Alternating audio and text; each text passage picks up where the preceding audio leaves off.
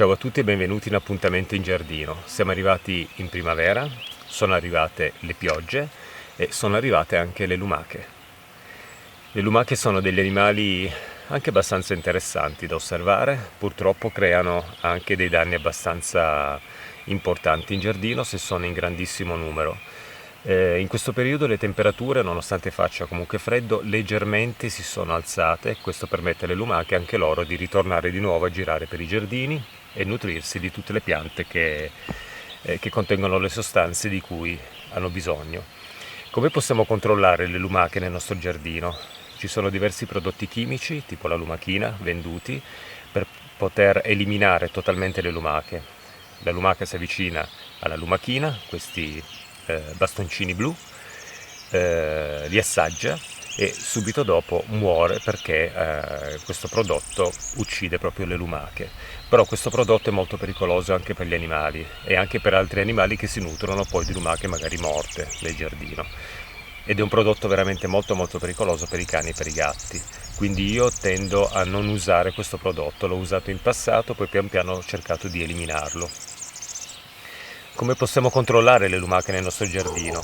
Ci sono diversi metodi, uno è la raccolta manuale, soprattutto nelle prime ore del mattino e quelle serali, quando loro escono dai nascondigli per andare sulle piante a nutrirsi.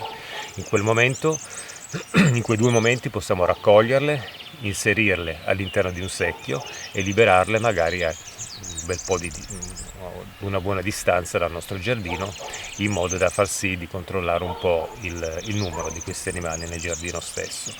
Un altro modo è quello di sistemare intorno alle nostre piante da giardino o da orto un qualcosa che crei una barriera.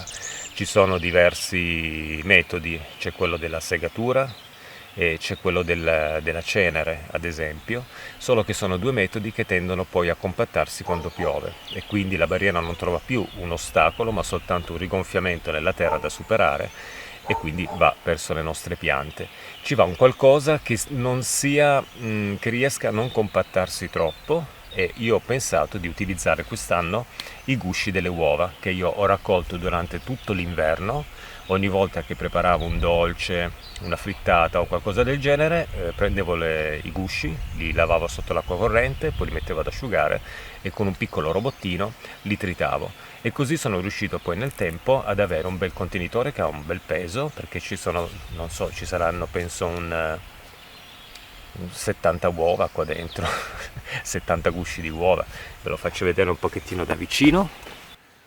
Ecco, potete vedere che io qui ho sminuzzato veramente molto bene i gusci delle uova, cercando di non creare un qualcosa di particolarmente sabbioso, ma tenendomi un po' anche con dei pezzi un pochettino larghi, che possiamo vedere anche qui.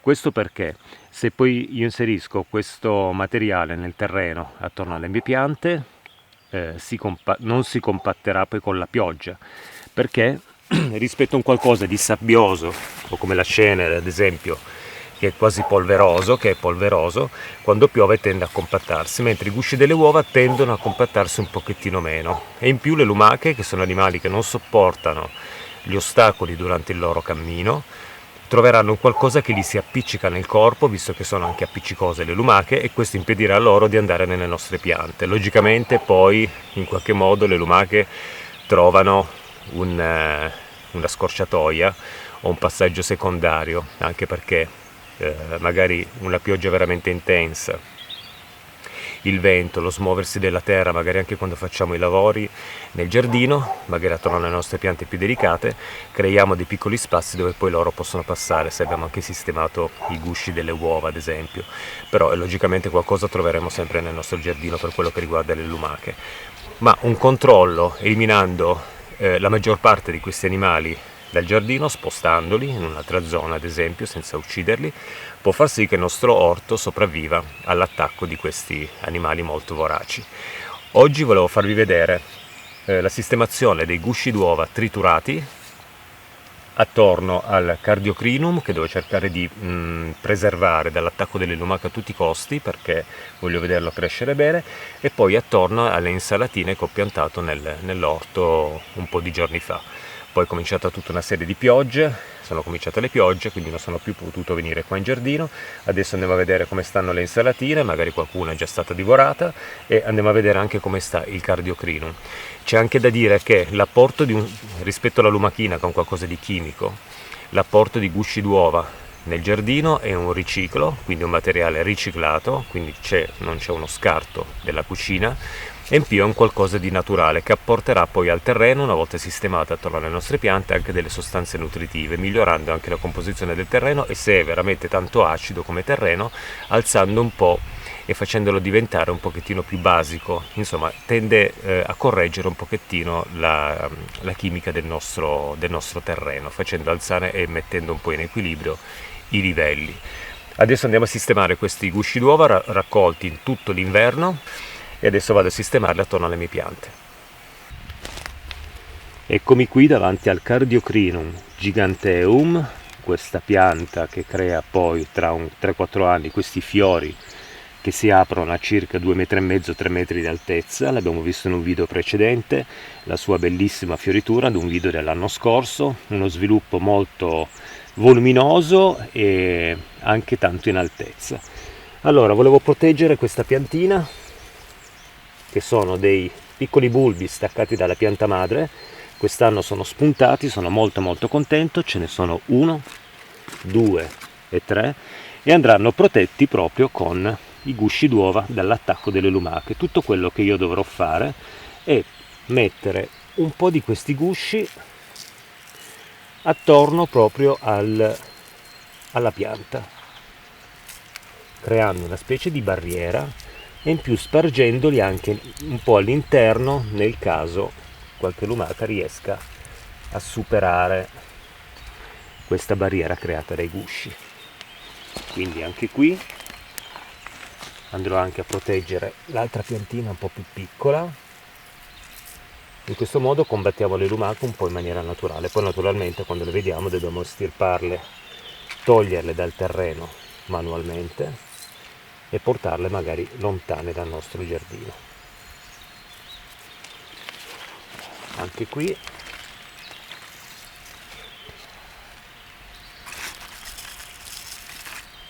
tutte le volte che utilizziamo uova in cucina cerchiamo di conservare i gusci, facendoli asciugare dopo averli lavati con l'acqua del rubinetto, e poi andremo a inserirli così nella terra, tritati. In questo modo riusciamo non a combattere definitivamente le lumache, ma almeno a limitarne l'avvicinarsi di questi animali alle nostre piante, limitare appunto questo pericolo, perché le lumache in una notte, 3-4 lumache in una notte, riescono a creare dei danni veramente notevoli alle foglie delle nostre piante.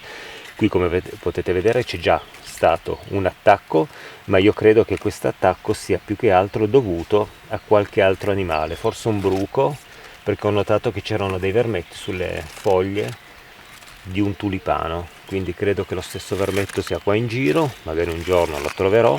Non penso che siano attacchi di lumaca questi, perché le lumache tendono a mangiare proprio parti delle foglie, invece questo, a parte questo taglio qui e questo, i buchi sono proprio all'interno, quindi qui ho un qualcosa che si è sistemato nelle nervature centrali e ha cominciato poi a mangiare. Comunque scoprirò poi nel tempo quale animale sta assaggiando il mio Cardiocrinum. Eccomi qui davanti alle prime coltivazioni del mio orto, che sono delle lattughe. Vedete che qui le lumache hanno già mangiato qualcosina.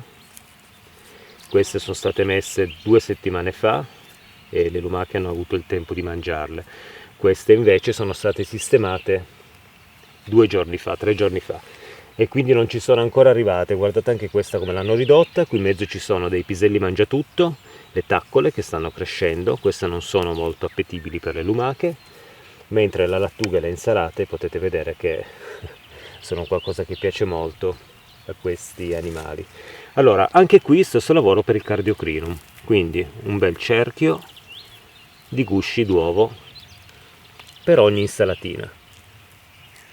Questo è un esperimento per quest'anno, ho voluto sperimentare i gusci d'uovo perché, come dicevo prima, non mi piace usare sostanze chimiche nel giardino e non mi piace uccidere in maniera così violenta le povere lumache, perché anche loro hanno diritto di mangiare. Tutte le volte che cucinerò qualcosa con le uova io conserverò sempre i gusci e andrò avanti creandomi questo metodo per poter combattere la presenza delle lumache. Vediamo un po', dovrebbe essere un buon esperimento. Ho letto anche diverse opinioni, sembra quasi che funziona, anche perché non si compatta tanto con la pioggia, rimane appiccicata al corpo delle lumache quando loro camminano e quindi le lumache desistono dall'avvicinarsi a verdure che hanno questa barriera. Anche qui una piccola striscia di gusci di uova. Ho protetto anche quelle che sono state divorate, magari poi, non essendo più sotto attacco, magari si sviluppano. Vediamo, al limite poi le sostituirò con un'altra insalata.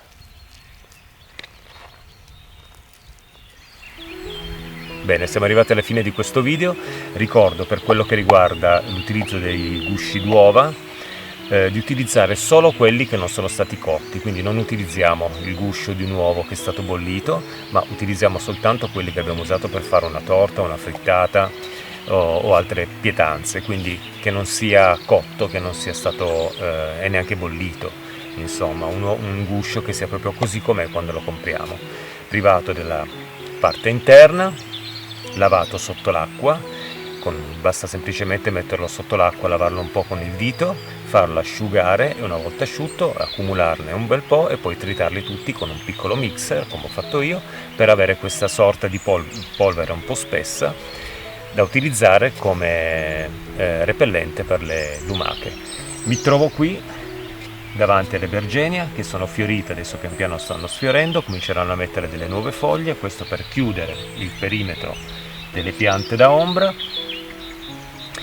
E niente, aspettiamo di nuovo un nuovo rialzo delle temperature per avere di nuovo questo sviluppo rigoglioso. Fino a qualche giorno fa c'erano delle temperature abbastanza alte, quindi le piante sono partite, poi adesso si sono bloccate perché di notte siamo arrivati a 3-4 gradi e quindi c'è di nuovo, siamo un po' precipitati di nuovo un pochettino in quello che sembra un inverno primaverile. In più sta anche piovendo parecchio, nei prossimi giorni ci sarà altra pioggia, quindi bagna per bene il giardino e poi dopo speriamo di nuovo in un periodo di sole per continuare a fare interventi in giardino e vedere pian piano sviluppare le nostre piante. Ci vediamo ad un prossimo appuntamento in giardino e a presto, ciao a tutti e grazie.